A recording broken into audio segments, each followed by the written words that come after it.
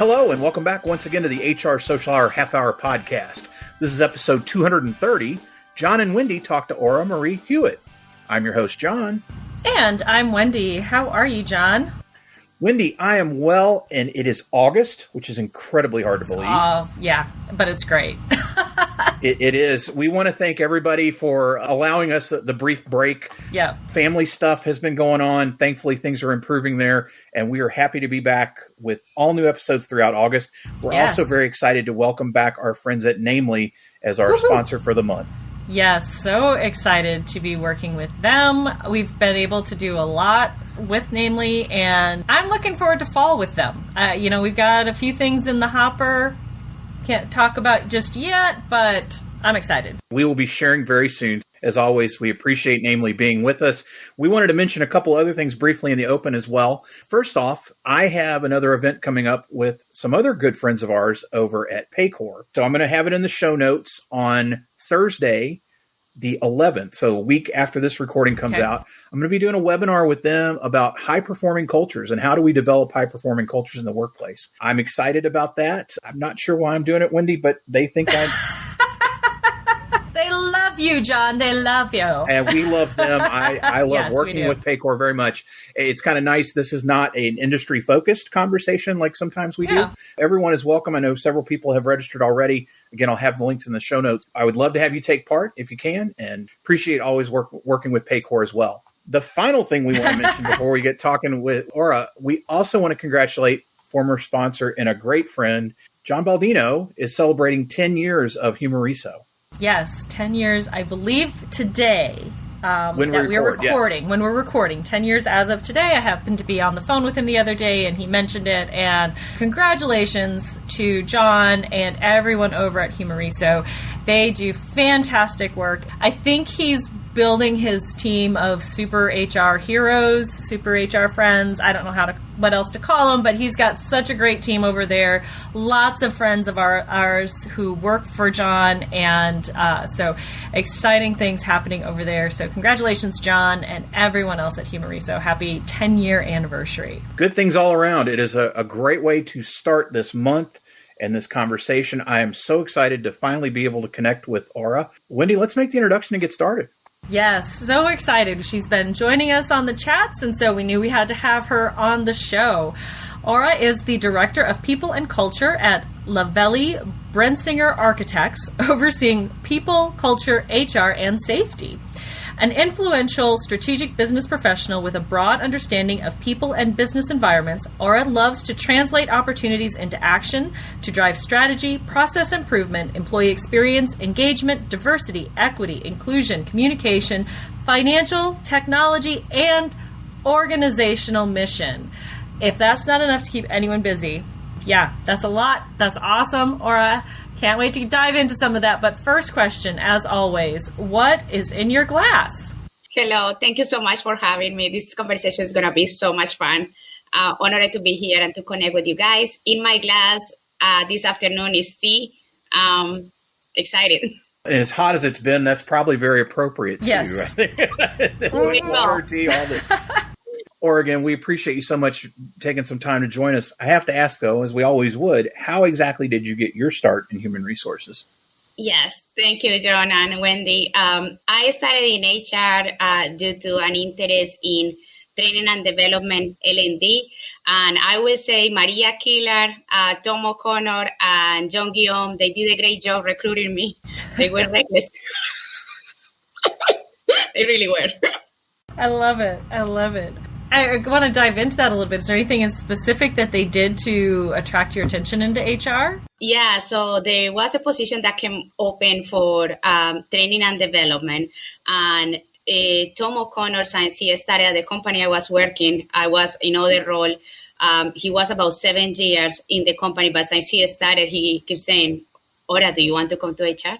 Aura, what do you want? I'm like, no. And then finally a role came out like in that area. And then the three of them partnered and they were awesome. So that is how I got into HR, and I'm glad I did. It's so exciting. Like it's a total different department, and it's always learning, always connecting with other professionals, not only in HR, but in other parts of the business. So it's awesome. I love that. They're a little bit of a pusher, attracting people to the profession. I love it. I love it. So you've been in HR for a little while, especially on that learning and development side. What do you see as one of the top things HR professionals should be paying attention to over the next year? Yeah, well, I think that is a great question. Thank you. There are multiple things. So one of the things that are important for HR professionals to pay attention is definitely keep the eyes in the people, and also like hear what improvements they would like to do, what things we can do better at organizations. Things of that nature is super important because that influences engagement. And it's very important in terms of the retention of the workforce, and also ensuring that we are cultivating the right culture in an organization. So that will be one. Number two, I think definitely we need to keep the eye like on D&I and ensure that we are walking the talk, but also going beyond and doing through D&I work throughout the organizations, which is super important. The third one, I would say people analytics. Really is a function that we need to invest more. And when I say we, it's not only like HR, but also organizations and other departments, as people analytics can provide other type of insights about the business. And also like with some organizations maybe hitting into a potential recession, it helps us potentially see, okay, is it an opportunity, for example, to adjust departments, not necessarily cutting personnel out, but maybe this person was doing this role, maybe it becomes a role enhancement into something else, and something that can help us be better prepared. And I think people analytics will provide us with great data in terms of that. And finally, but not least, budgets and financials. That's always my number one, because that usually tell us what really is happening in an organization and how people are feeling, and also what is happening. Aura, I think you're the first HR professional that we've had that is associated with an architecture firm, I think. Wendy, I think that's a fair statement. I think so, yeah. And I'm curious if there are unique challenges that you are seeing when it comes to architects, or the type of people that you're looking for. Are there challenges that you're seeing that others may not? Yeah, so challenges that we have seen in our side for architecture is definitely certain positions have a level of a specialty. And what I mean with that is employees need to be certain years exposed to certain type of architecture projects. And that is a gap. Like, for example, when we go and try to find a project manager, as an example, a PA, we are looking specifically like for see what exposure have they have. And that, as of right now, it remains a gap, because we all in architecture are competing for the same talent. And I'm sure this is something that we feel in basically in all fields, where, you know, like somebody, you go for an architect and then that person can have potentially 3 offers already. So that is one of the things that we are seeing in our side in terms of that, because it's very specialized. And where I work at Lavallee, we have 6 studios. So there are different like fields of architecture. So that is definitely one of the things that comes to mind, John. You were a founding member of the Hacking HR Expert Council, and some of our listeners may not be familiar with Hacking HR. I guess, can you talk a little bit about the group? How did you get involved, and what do you believe the value the organization is bringing to the profession now? So Hacking HR is an organization that is designed to, I would say, reinvent in a way and expand HR more globally.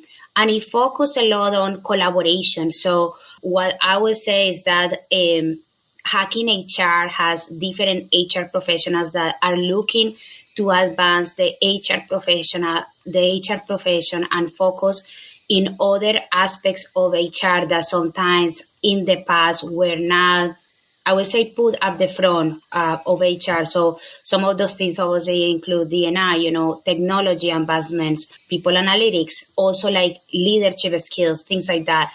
It's different in terms of HR. And at the same time, I think that it embraces every HR leader, regardless of what type of HR role you have in an organization, to ensure that you can gain skills and also connect with others who may have other experiences than you and grow collaboratively. So I think that that is a great organization. I am a founding member. I got involved with Hacking HR as part of connecting with Enrique, he's a founder. And then I happen to be a moderator at some of the panels and also a speaker on some of the panels for the conference. I'm also a mentor for people that come in terms, want to learn specifics in terms of HR. And then they have an also platform that they also have like podcasts. And in the platform, they have it's called like the HR Lab, where you can attend webinars. It's all kind of different aspects of HR. And what is awesome about it is that we get the opportunity to learn from other peers in HR who have a specific experience in certain areas. So it makes it, I would say, easier for us to gain those experiences and also gain that knowledge from others.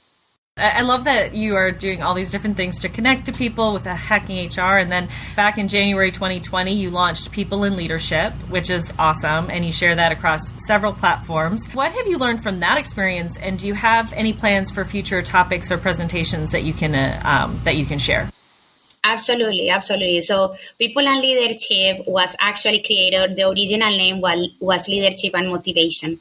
And then we ended moving the name to People and Leadership because really it is about the people and the people that connected with us. So there are many things that we have learned as a result of People and Leadership. I did that effort with my partner, Julie Quinn, who has been an amazing partner and network contact. And I will talk about her a little bit more when we get to that point. I know you have a question about that. One of the things that I learned is how the connection of talking with others and also learning from what others experiences, how important that is and how quickly can reduce the time of us learning new topics and other things. That's something that was very critical for People and Leadership. The main reason why we launched People and Leadership is because, as you know, it's 2020. My major concern in terms of the situation that was happening with the pandemic was mental health. We already were working with an overworked workforce, people being tired, and then how can we reduce the stress and things like that. So we talk about open an opportunity for people to share their experiences, learn from one another, and come and have fun. There were times that we have certain topics set up, and there were other times that they weren't. People just wanted to come and just connect as people. So we opened that opportunity, and it has been an awesome endeavor.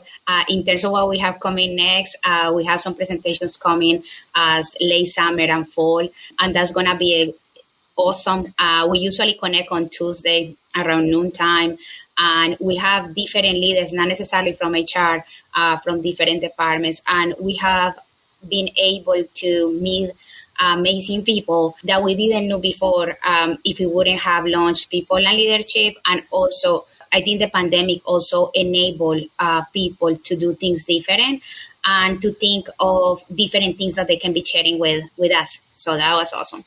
Now, I know you all have tried several different places. You've been on Clubhouse, Twitter Spaces, some LinkedIn. Which one do you like the most? What are you seeing, or what do you really like out there? I have attended some LinkedIn Spaces. I think those are great.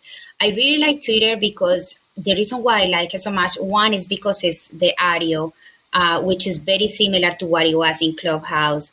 And two, because I found that in Twitter, I don't know if it's because it's the platform. I know if it's because it's different than LinkedIn, but I found that people are more themselves in Twitter. I found it feels more personal, if I can put it in those words.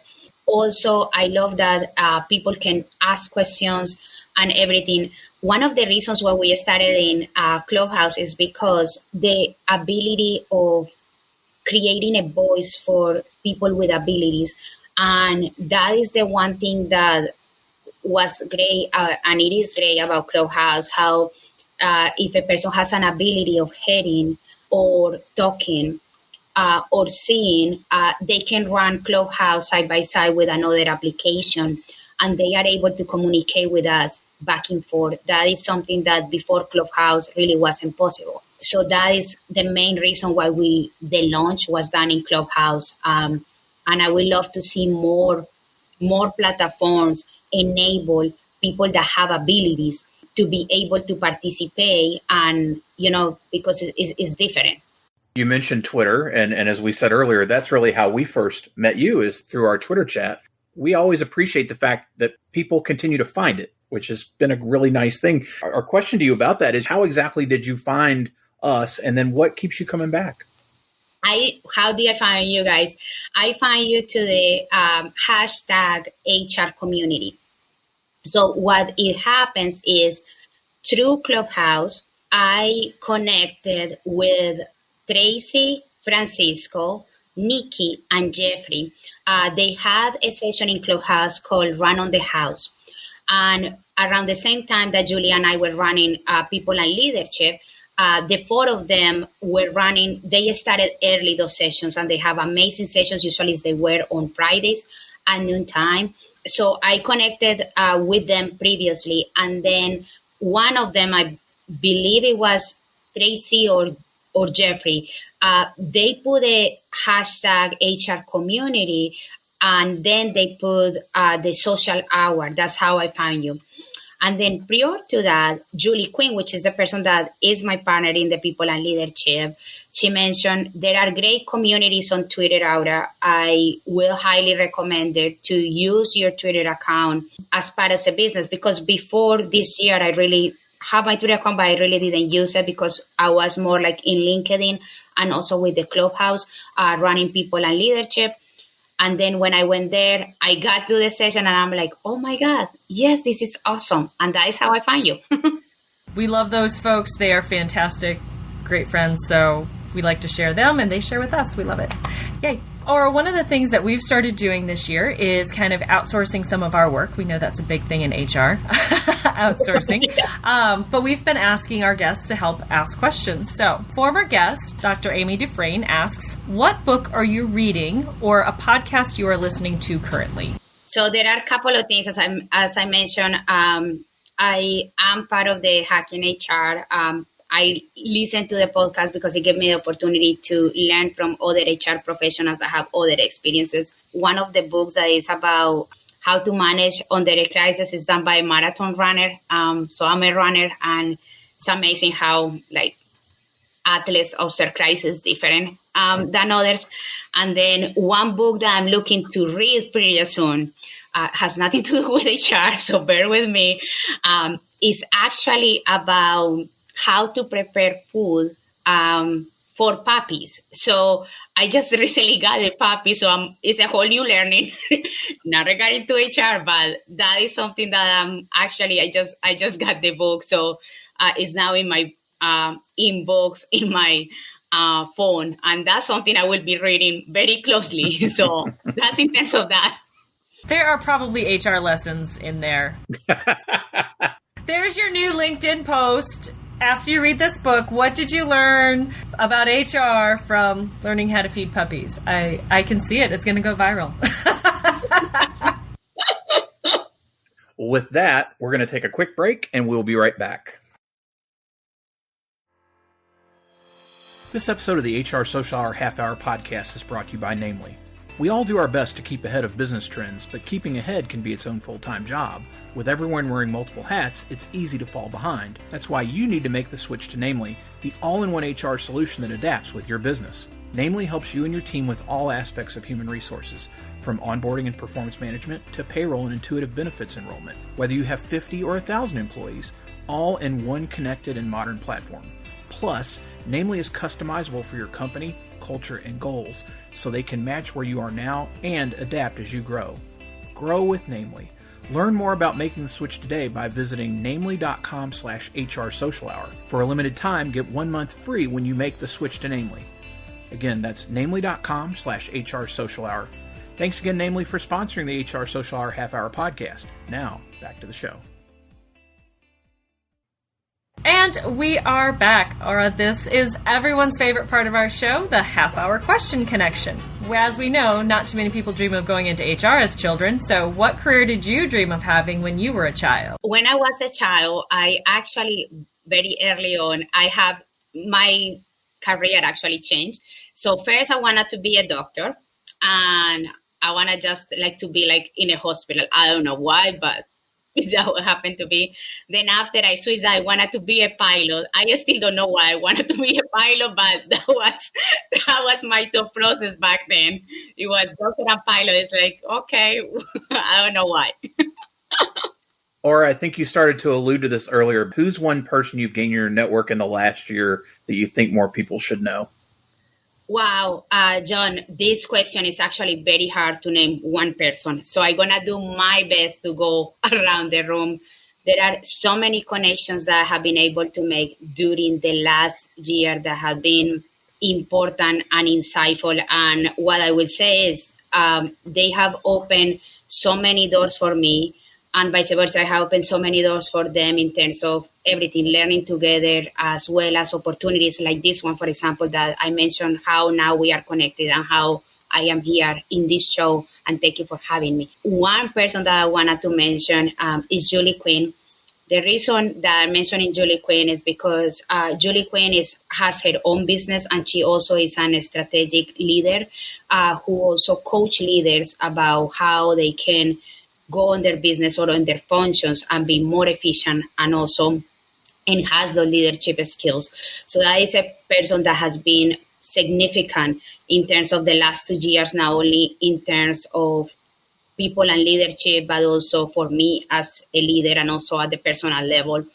I also want to say that it is important for people to know, because people can reference not only her business, but her coaching and things that they can learn from her. Other people that I think that is important for people to know, I would say Nikki, Francisco, Tracy, and Jeffrey from the HR Round on the House.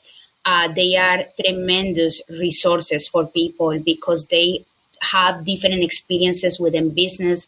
Nikki and Tracy being more in the technology side, Jeffrey more in the recruiting, business owner sales, and Francisco more as an entrepreneur and business. They are leaders that lead with people first. That is something that is so important, regardless of what type of title we have in organization, regardless of what kind. We had another person that I wanted to mention is Barbie. Barbie is a person that I connected with her early last year as I was planning to go through the transition. She gave me some feedback about it, and Barbie has a show that she also ran, and she has so many posts within LinkedIn and her platforms that really are eye-opening, and it helps professionals. You know, you don't have to have a session with Barbie every time, but her way of leading is always like with empathy and everything. So I think that for like network specifically, I will say they are important, and I will add the HR community in Twitter has been very helpful to see and learn from other ones. And I will definitely recommend people follow the HR Social Hour. It's so much learning that comes from people connecting on these topics and answering the questions how you guys have it set up week after week, because it's different people with different experiences and different ways of seeing things. Those will be I think I give you like John. I know you asked for one, John, but that is okay. That is Love okay. It. Aura, if you could go back to the beginning of your career, what is one piece of advice you would give yourself? I would say there are two things. One, pace yourself. It's not a sprint. We are here for the long haul. It's really, we're running the long race. And number two will be see mistakes as opportunities, learn from it, enable to grow from it, and also see the opportunity to take others with you, so together we can grow. Aura, we've talked a bit about your work with hacking, HR, and with people in leadership. How else do you enjoy giving back to your community? Definitely, I would say connecting with others. Nonprofit organizations are a great way to learn from others as well as serve the community. So one of the communities I'm involved is Manchester Human Resource Association, and I have had the opportunity in that community to learn so much from all of them, other HR leaders that definitely have different perspective and that have different experience who haven't reached me as well. So that has been an awesome way to giving back. I would say also mentoring others and learning from those mentees, because they have different set of eyes and everything. And I would say that giving back to the community, I also serve at the Diversity Workforce Coalition. I have been serving in that organization for, I think now it's over 5 years. And it has been tremendous work. It has been awesome to serve with other leaders and also serve the community. I enjoy supporting others and seeing them grow, seeing them succeed in other settings. Aura, what's your favorite movie?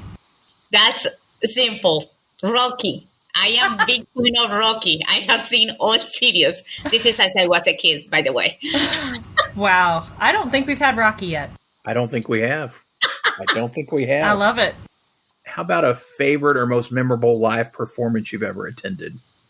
Well, live performance, like in terms of if it will be like a concert or something like that, like a TV show, I would say like seeing Kiss live. That was something awesome. Like I come from other countries, so never have the opportunity to seeing that. And I happened to see that like actually in 2016. So it was pretty cool. And then in terms of actually like day-to-day life, I would say one of my greatest experiences come to being present at running races, regardless of the distance. So, and it doesn't matter if I am actually a participant or if I'm actually an spectator supporting other people that train with me, other runners. It's one of the most amazing events that a person can be on, from my perspective. Aura, if you could be on any TV show, either as yourself or as a character, what would that be? It will be I will definitely would choose to be myself.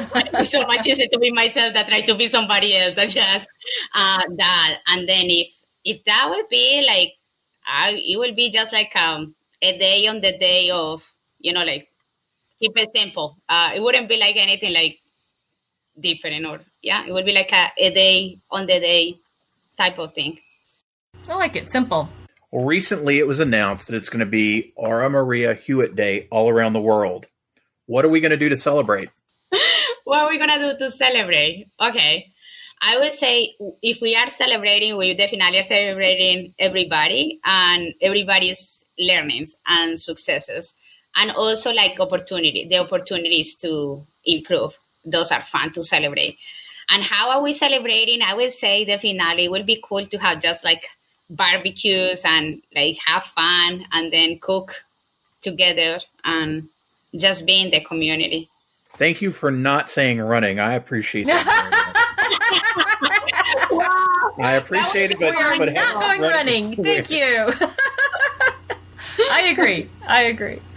Oh, well, finally, as you know, we are outsourcing. So if you could ask the next guest of the podcast any question, what would it be? My question will be, what have you learned in the last month in your role or on anything in general in life? And what are you doing to share that knowledge with others? Or what are you planning to do? Well, it is now in the notes, so it will be asked very, very soon. Aura, as we mentioned, we are so happy that we were able to make this happen and finally have time together. And we talked about it's always great to connect with people, particularly through Twitter. That has always been our favorite place. And it's always fun to have professionals continue to find us. And we appreciate that. Now, I know many of our listeners are probably connected with you already, but if they are not, and they're going to want to now that you've been here, best way for them to reach you out there. Best way to reach me. So if you are in the Twitter platform, I am at Aura Huot. If you are in LinkedIn, you can connect with me there too. And there I am, Aura María Huot. And then you can always send a message or just send the invite. And we love to connect with you guys and see what are you doing in the business and in your profession, and also how can we connect and how can we help each other. We will have that in the show notes. And Wendy, how about you? Best way for listeners to reach you out there? Best way, as always, on my blog, mydailyjourney.com. And of course, the second and fourth Sunday of each month, 7 p.m. Eastern Time, you will find me on Twitter as part of our twice monthly Twitter chat. How about you, John? Once again, thanks to our friends over at Namely for sponsoring this episode in the entire month of August. Be sure to check them out at namely.com to learn more. And as for me, johnthurman.com for all things John Thurman. And for the show, hrsocialhourpodcast.podbean.com. Listen, rate, review, share, and follow, subscribe. They keep changing the term, Wendy, so I don't know. They do. The bottom line is, whatever platform you're on, smash that hit button. Hit some kind of button. You'll get those new episodes. We had our little break, but we are back in full force. You're going to get a new episode each and every week. And if you get a special episode along the way, too, you never know. Mm-hmm. International listeners, we love to talk to you. You know that. And we know you're out there, but it is easier for you to get in touch with us than for us to get in touch with you. So please reach out and we'll start those conversations. Or again, thank you so much for joining us. And so for the HR Social Hour Half Hour Podcast, I'm John. And I'm Wendy. And as always, be sure to connect, give back, and network. Take care, everybody. We'll see you soon.